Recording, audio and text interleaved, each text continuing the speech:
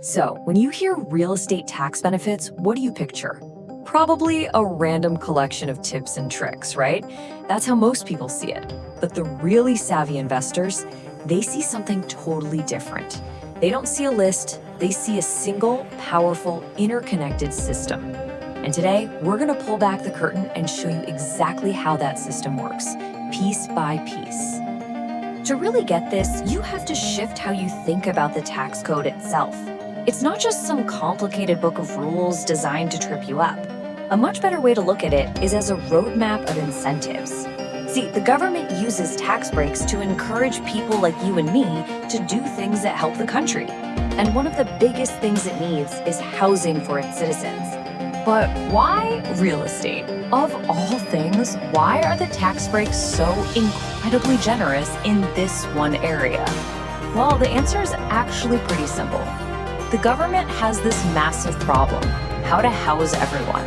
But it really doesn't want to be the nation's landlord. So instead of building and managing millions of properties itself, it basically outsources the job by creating a strategic partnership with private investors. And this creates this perfect little win-win-win situation. Investors step up to provide the housing. The government gives them awesome tax breaks to make it worth their while.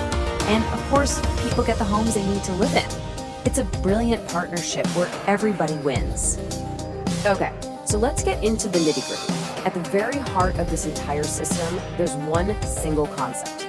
It's the foundational engine that makes the whole thing go. It's called depreciation. And you can wrap your head around this one idea. You've got the key to the whole system.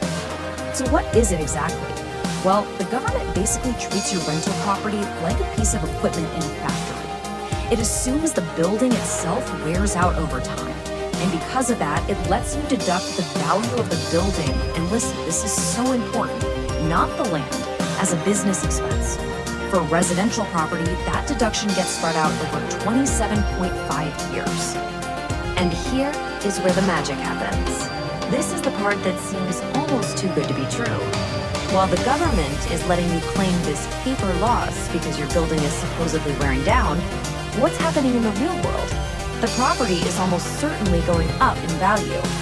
You're getting a very real tax deduction for a loss that only exists on paper. It's an incredible financial paradox. Now, that slow and steady deduction over almost 3 decades is great. But what if you could get a whole lot more of those savings right now, this year? Well, the pros don't wait around. They know how to supercharge that depreciation engine and pull those tax benefits from the future into the present. The tool they use to do this is called a cost segregation study. It sounds complicated, but all it is you hire some engineers to come in, analyze your property, and break it down into all its different pieces. They separate the main structure from all the other bits and pieces. I mean, think about it, right? The carpeting, the kitchen appliances, the cabinets, they're not going to last nearly as long as the concrete foundation.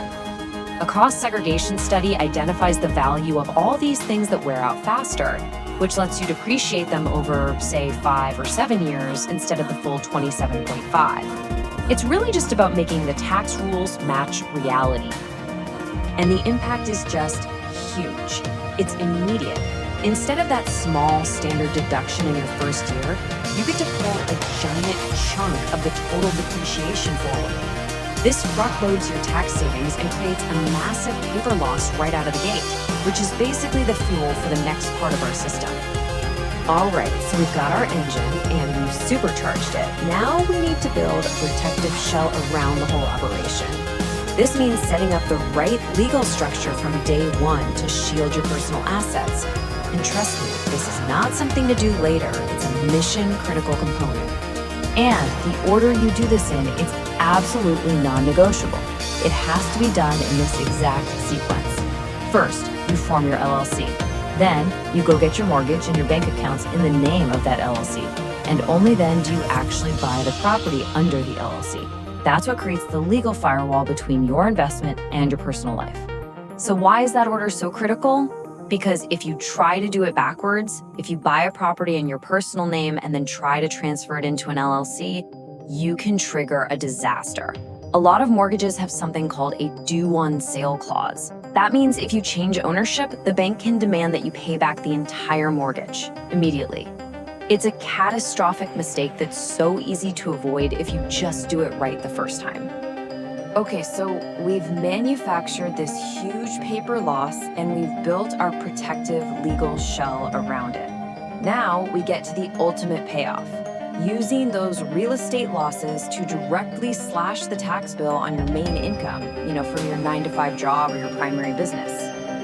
But of course, there's a catch. The IRS puts up this big wall between different kinds of income.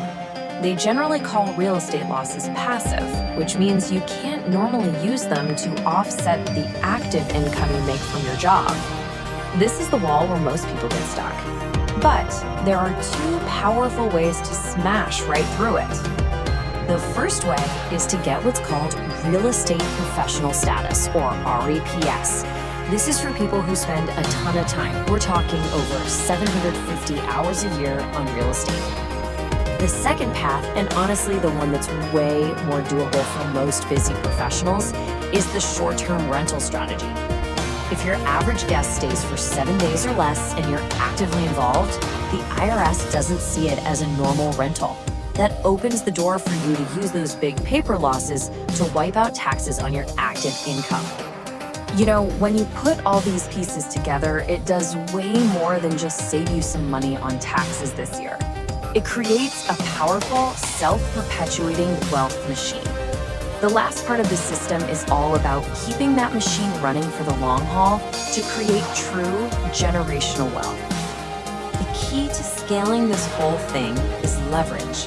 Instead of using all your cash to buy one property outright, you use that same cash as a down payment to get loans, other people's money, to control multiple properties. And just like that, you don't have one appreciating asset and one stream of depreciation, you have several, and you're multiplying your wealth creation and your tax savings all at the same time. And now for the final, absolutely incredible masterstroke of this entire system. Let's say you buy a place for $200,000, and by the time you pass away, it's worth $2 million. Normally, selling that would trigger a massive capital gains tax bill. But when your kids inherit it, they get something called a step-up in basis.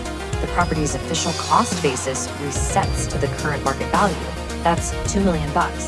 All those years and years of taxable gains, poof, they're just wiped away, letting that wealth pass to the next generation almost completely tax-free. So when you really step back and you see how all these pieces click together, the depreciation engine making the losses, the legal shelf for protection, the special rules that let you offset your income, and the tools for long-term growth, you realize this isn't just a bunch of tips. It's a complete, elegant system. And that really just leaves one final question. Is your own financial plan just a series of separate actions?